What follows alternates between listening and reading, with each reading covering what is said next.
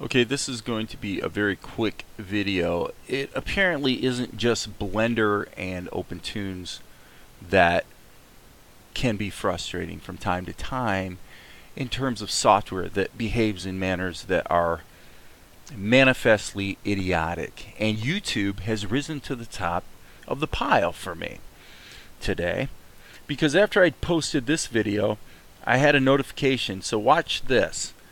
I see the notification, and Gunnar Young commented, "Would it be cheating to model a simple vase, animate it, and draw over it with the grease pencil, or just use freestyle shading?" Well, actually, that's exactly what I did. Now, the process, I am not going to post the video of me doing that animation of the vase because I was having to really relearn a lot of stuff in Blender really fast. Like in the space of half an hour, I got to completely reacclimate myself to the dope sheet and the animation curves, extrapolation modes, which I wanted, extrapolate out into infinity in linear fashion, yada yada yada. So here's the deal. I see this comment from Gunnar, and I want to comment back to him, say, "Hey, yeah, Gunnar, that's exactly what I did." So I click the link. It takes me to the video that Gunnar commented on. And look, it shows no comments. Okay. May I say that I've been seeing stuff like this in YouTube a lot lately. Okay. So stuff updates over here, but it doesn't update over there. It says you have a notification, but you can't respond to it. And without belaboring the point, yes, in fact, I did go into my YouTube Studio beta and look at all the comments, and at that place, interestingly, even though I've been notified that Gunnar commented, YouTube Studio beta, in the tab that is for comments, that's exactly what it's for, is comments, Gunnar's comment doesn't show up there either. So I can't respond to you, Gunnar. Sorry, dude. Wish I could. But YouTube is just as beta or alpha as Blender at this point. Admittedly, they say that YouTube Studio is beta. I have to go into the classic YouTube.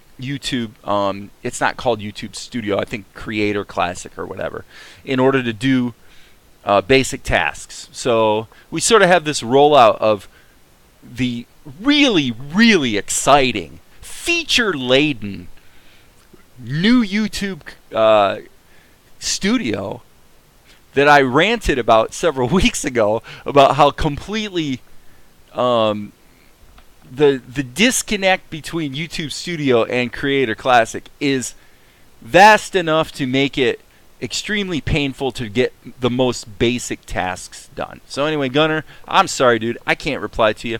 But here's what I did. All right, I'm going to save this. What I did was I created a vase in 3D, and then I parented it to an empty that's parented to another empty that's parented to another empty, so that one empty has the vase rotating, the next empty has the vase slowly tipping over time, and then this empty is just for taking the whole rig and, going somewhere with it. Okay? So this is what happens. Alright, so let's extend this out a ways so you can see what happens. It starts out a little smaller, and then wango bango, it gets bigger. Okay, so then I took that and I went into this scene, and what I did was I took the CGI vase and I brought it in. If you don't know how to do it, here's how you do it. You go File, Append. Now you could link it, so you could link the vase from the other file, but then you wouldn't be able to edit any of the keyframes or anything. And since I keyframed it on frame 0 or frame 1, however you want to think of it, I knew that I was going to have to move the keyframes around. So I did an append, which basically makes a copy of the vase and all the objects, the empties, everything. I brought them in with the append key, I went into the vase animation Blender file, and then was able to go to basically select each of these objects, which are empties, and then vase being obviously the mesh. And then I just brought them into the animated grease pencil scene that I already had, and then I adjusted all the keyframes accordingly. So now what happens, I'll tell you the hardest part about this scene was getting this to happen right here. His arm bumps the table, and I've said before, I'm a little dyslexic. When that table moves,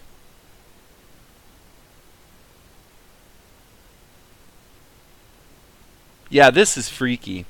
I saved my work, and now what I did before seems to be backwards, okay? So I apologize for that. When his, and basically this is where my slight dyslexia comes to the fore. Because I literally sat there and did this whole animation and then checked it against the CGI just to make sure the vase is spinning in the same direction, and it was great. But it's not spinning in the same direction. It's spinning in the opposite direction. So I screwed up so bad, and it's so frustrating. When he hits this vase, the vase has to turn in the opposite direction. So right there, yeah, okay. Maybe I'm wrong. It's like one of those mental blocks. So he bumps it, and in my opinion, what's bugging me about it, I'm going to isolate this layer. What's bugging me about it is if the table moved this way, the vase would not move in the same direction, right? Am I right here, people? Help me out. Okay, I'm hitting the star key, and it's not isolating the layer. Why?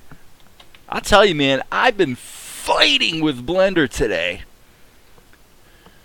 Relax, relax, relax. It's because I have to be in edit strokes mode. So I'm going to select all. Okay, I think it's because I have to be in edit strokes mode. Yep, that did it. So now I can isolate the vase layer. So what I'm saying is, when he bumps this, the vase is not going to rotate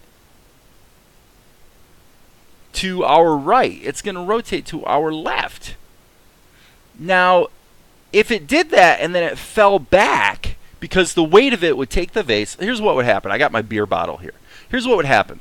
When he bumps the table, the vase would go like this. But then it would fall back this way immediately. So the idea that it's turning this way does make sense. But the initial strike has to, if the table goes this way, vase goes that way, right? So this keyframe is wrong.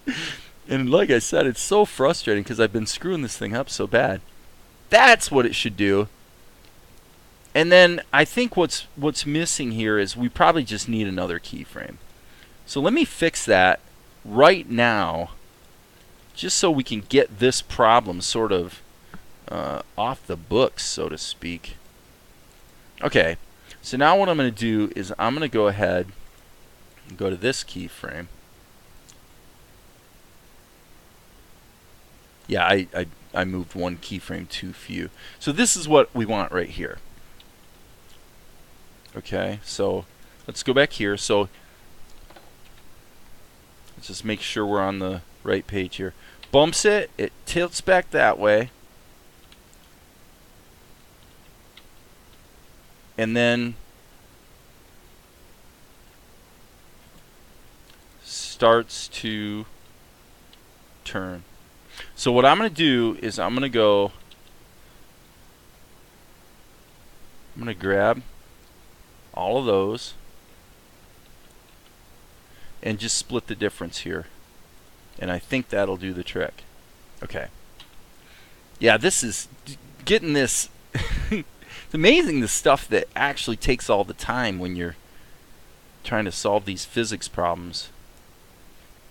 Okay, so that basically works. Bump, spin. Okay. Now, it probably goes without saying that I'm going to have to do a little bit of a trick render on this because I really don't want that animating on ones. I really want that to be animating on 2s because you got sort of this choppy animation, very anime style, and then all of a sudden this really silky smooth animation. But in total, it's looking pretty good. So let's take a look at what we have. So good call, Gunnar. I wish I could reply to your comment, but stupid YouTube isn't showing me your comment. Okay, he catches it. Alright, cool. So now the question becomes, do we want to go any further here today? And I do. This has only been a 10-minute video. Maybe I should just go ahead and, you know what, let's just kind of get busy and rock and roll on this thing. So if that's the case, there's Ninja 1. Let's go into Ninja 1's level, put the ink, and let's solve this problem that we had earlier with the keyframes. Oops, I'm going in the wrong direction. Okay. Alright, so I'm going to have to really spread this out.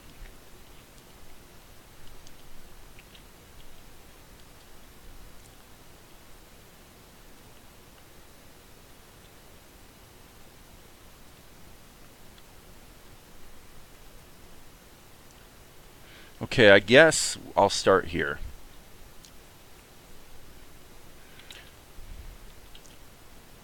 Okay, and I got to go on 1s. Okay, if this is going to be here,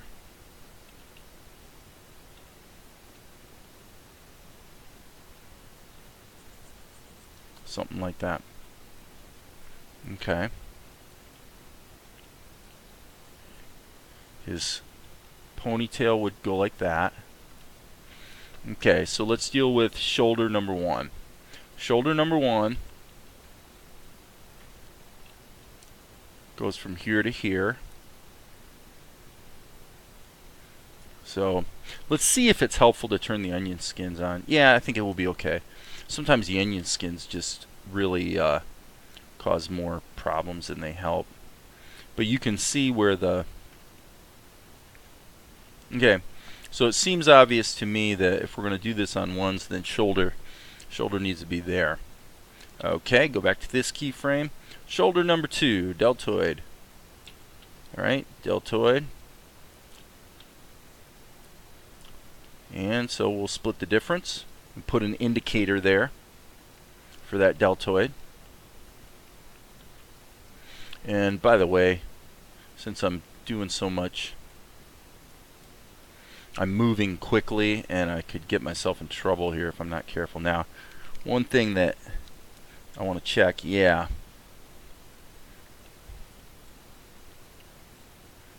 Yep, Blender. Why Blender does this, I don't know. I'm working. Okay, let's do this. Let's isolate Ninja 1's layer. Then maybe it won't create a keyframe. I don't like the way it... I'm working on one layer, but it'll create keyframes on more than one layer. Which is not... doesn't really make sense. Doesn't really make sense to me.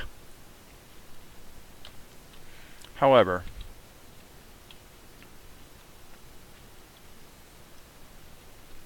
Okay, cool. Now this leg is up. So knee. Knee. Alright? Right there. So let's go there. Knee.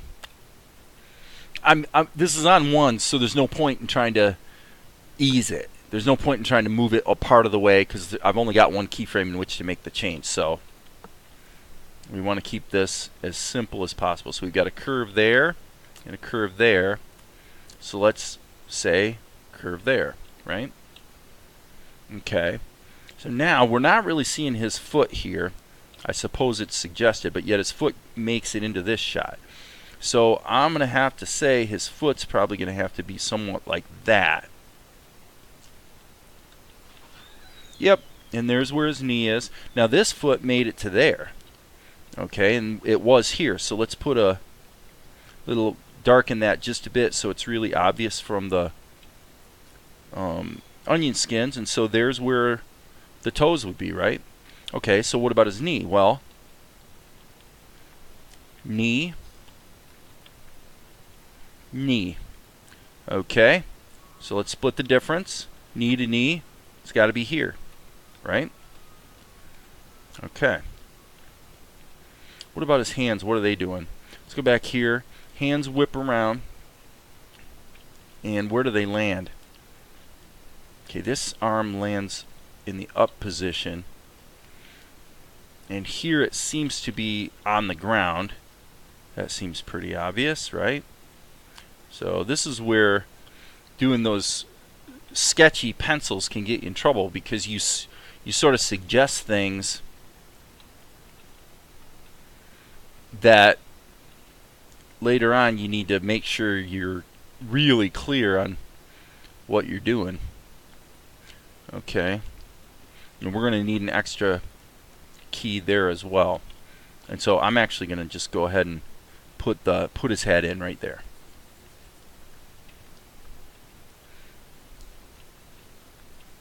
Okay, that's his ponytail, right? Okay, so shoulder,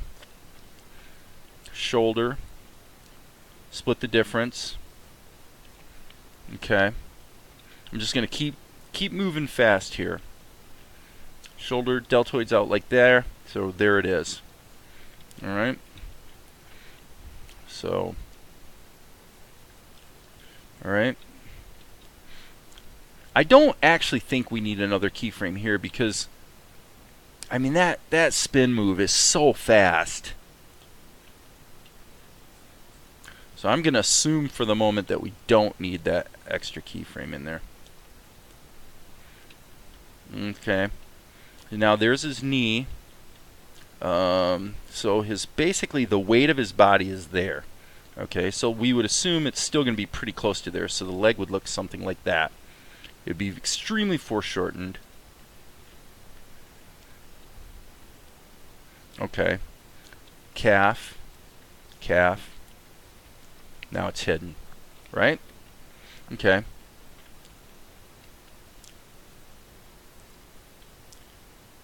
Okay. Now here, his arm is up. Yes, and it's going up even more. So this is his hand. This is probably the weakest keyframe in terms of being clear about what his hands are supposed to be doing. But I'm going to say that really what seems to me would happen is something like this. His arm would swing out and then tighten in. Boom, boom, like that. Okay, so hand, boom, boom, boom. It's a little big, but as long as I'm getting the positioning suggested reasonably accurately, I'm okay with it. Okay, now headband.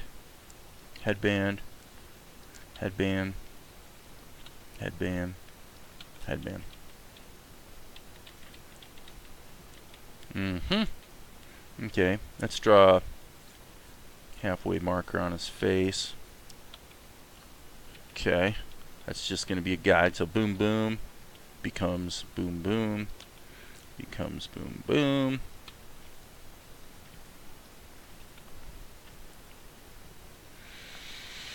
I think that's cool. Okay, so one question I have is what's really going on with his other arm? His other arm lands here, and it comes out mighty quick. So it's going to have to go something like this. It's going to be like a hand here, an elbow there, super foreshortened again. Not quite as extreme as the other, but yeah. Okay, so that allows him to be in this sort of pose. So I know the anatomy here is a little on the shaky side.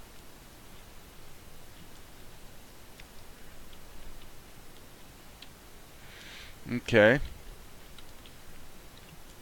Okay. So let's look at the knees. We got knee here, knee here. So obviously the foot's going to have to slide this way. So we're actually going to have to go. I'm going to bring the knee down a little further, so it's not, you can't have it bumping into the hand, obviously. Okay, and I kind of want to move the toe as little as possible. Okay, because remember, that's hidden. No, I don't like that. So I'm going to just say that his foot's going to whip out. And I'm actually thinking we're going to try to get away with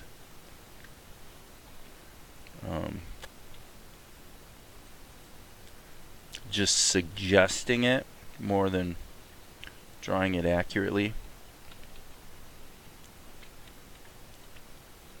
Okay, there might be the slightest hint there of his foot sweeping back behind. It's like Jack Kirby style drawing, really big curves. You know, just trying to block in the action. Okay, so again, like I said, it's not clear what his hand should be doing here. If his hand's going to be there,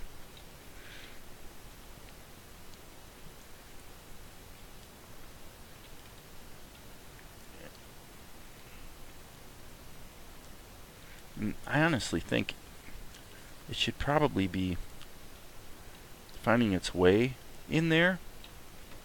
So I'm going to say this arm is wrong. This arm needs to be back behind. But it would have to be like so that he can get it where it's going to land.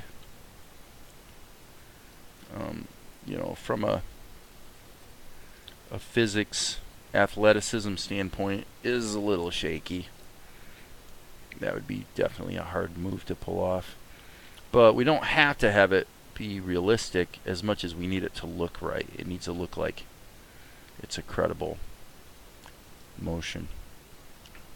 Okay, so I want to turn the onion skins off to see what's actually missing in the drawing. Okay, that's not too bad. That feels pretty good. This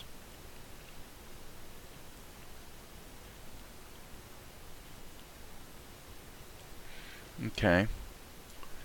So here he would have, you know, maybe his hands are kind of splayed out like that.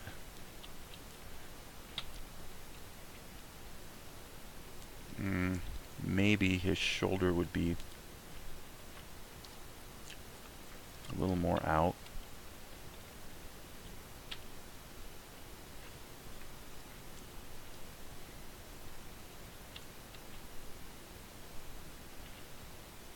Okay.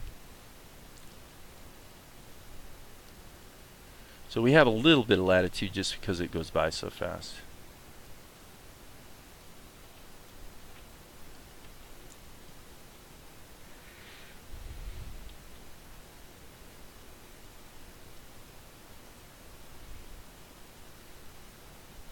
Right? Okay, so now the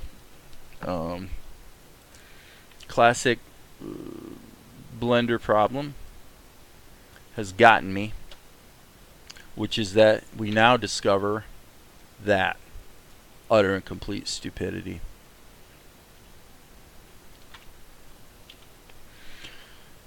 Okay, so Control-Alt-Shift-minus key on my computer moves the cursor to the center, and it looks like, yes, it is. So that's good. That should mean that I can select all and reproject the strokes planar, and you can see they're all where they are supposed to be now. So that's good. Reproject planar. Reproject planar. I'm doing this with my mouse because I had a similar situation earlier today, and when I use this hotkey, Shift Control minus, it was not working. Maybe I'm reading that wrong and it's a tilde. I don't remember. I set up that hotkey a long time ago. Okay, so now everything's looking right, which means that now when I have my camera move, everything moves properly. Okay, so that helped tighten up the animation of Ninja 1. Let's just give ourselves a little breather here, go back to the beginning, and just watch the whole thing. It's coming in. Oops. Okay, basically I'm satisfied. How long have we got? We're almost a half hour. So I think this might be a good time to stop for today. Every time I do one of these videos, I say I'm going to quit for today, and I get a bee in my bonnet, and I keep working on it. So, and it's because it's fun. I mean, this is really quite a cool scene to animate. So for those of you who aren't necessarily acclimated, here's what I'm going to do. I'm going to cut this into Sony Vegas right now, just because I think it'd be cool. So what I'm going to do is I'm going to go to, I'm just going to do this on the RAM disk. Okay, we're going to call this Ninja Pencil Test. Okay. And that's going to be, should be pings, yep. Okay, so we got pings going on. So now we should be able to hit Control F10. And it's going to save all these shots out. Now I think Vegas is going to be puking. Well, it's not puking. It's going to properly interpret the alpha channel of the pings, which means I'm going to have to put a solid white background behind it. But this will only take a minute to render. And then I'll be able to bring the image sequence into Vegas so we can at least get a feel for how this whole thing is shaping up. Okay, so we'll stop there.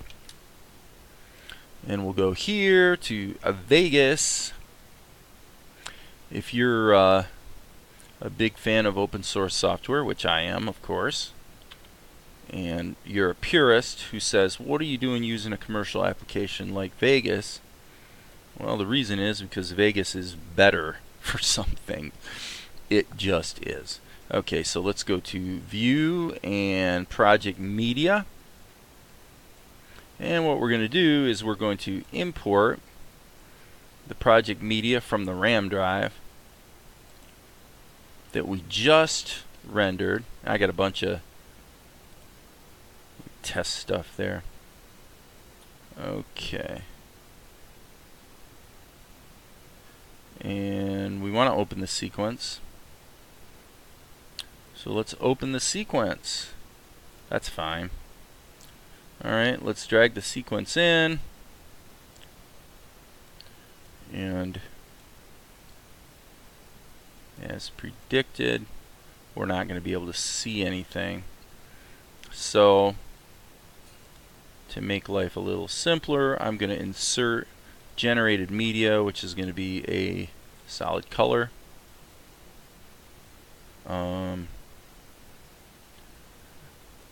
Okay, that's kind of interesting. Oh, I see. Yes, I got to stretch this out. Sorry. I'm working at such a small scale here that it's impossible to see what I'm doing. Okay.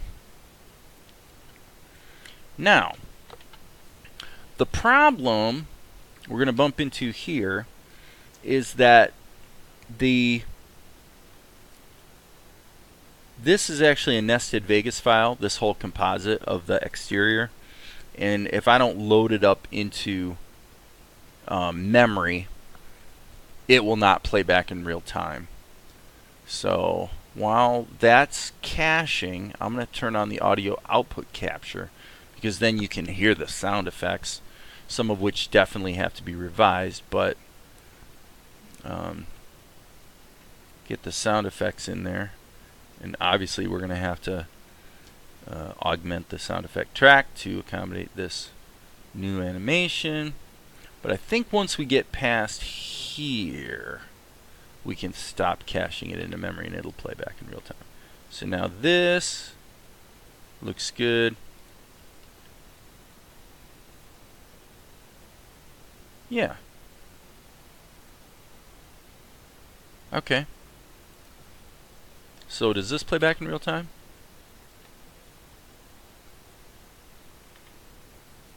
It seems to... no, it's definitely not. That's playing back at about... yeah, 15 frames a second. So, of course, you don't want to sit through waiting for the whole thing to cache. But, let's see what we've got here.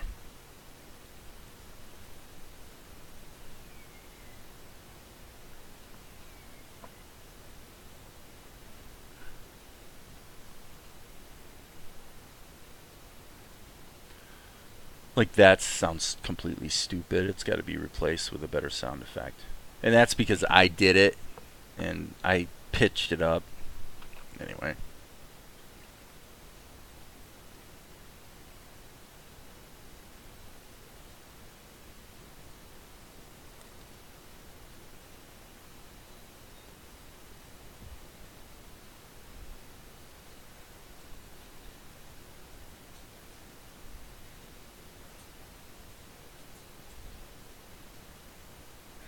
Okay, and these guys will be removed from that shot, and then it cuts to this part.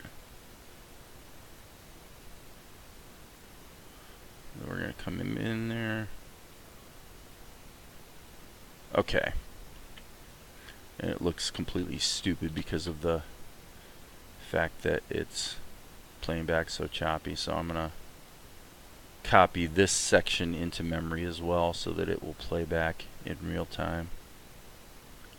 Not 100% sold on the timing. The good thing is in Vegas we can ink and paint this and lay it all in and change our mind about the timing, and it's easy to make timing adjustments in Vegas.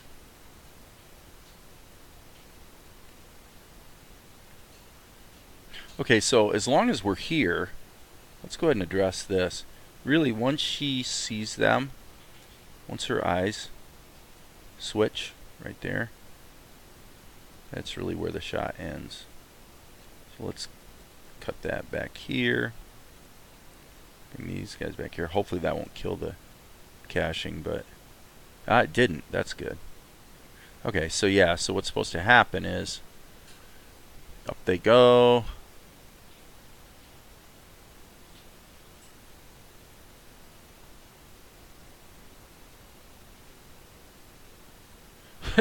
Okay, you know, it's a little bit brisk pace, but I think we're on the right track. I think we're on the right track. So I'm gonna watch it one more time and call it a day. Yeah, it's been a half hour. Yeah, that her breathing sound effect is embarrassing. If it's my own fault because I pitched it up and then I baked in the pitch transposition without checking the quality of it. And once I baked it in, I couldn't go back and redo it, so I just have to go back to the original recording.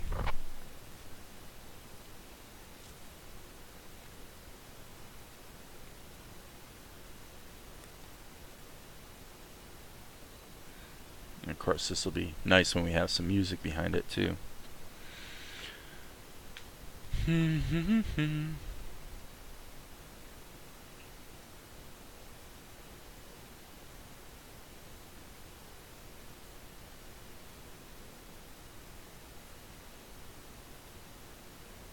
Okay, so in case you wondered what happens next, he rescues the vase, and then he'll breathe a sigh of relief, and then he realizes that Akari is standing behind him with his own weapon pointed into his spine, which is not going to be fun for him. So that's where we're going next. And we're still, we're not even a minute into it. So that's cool.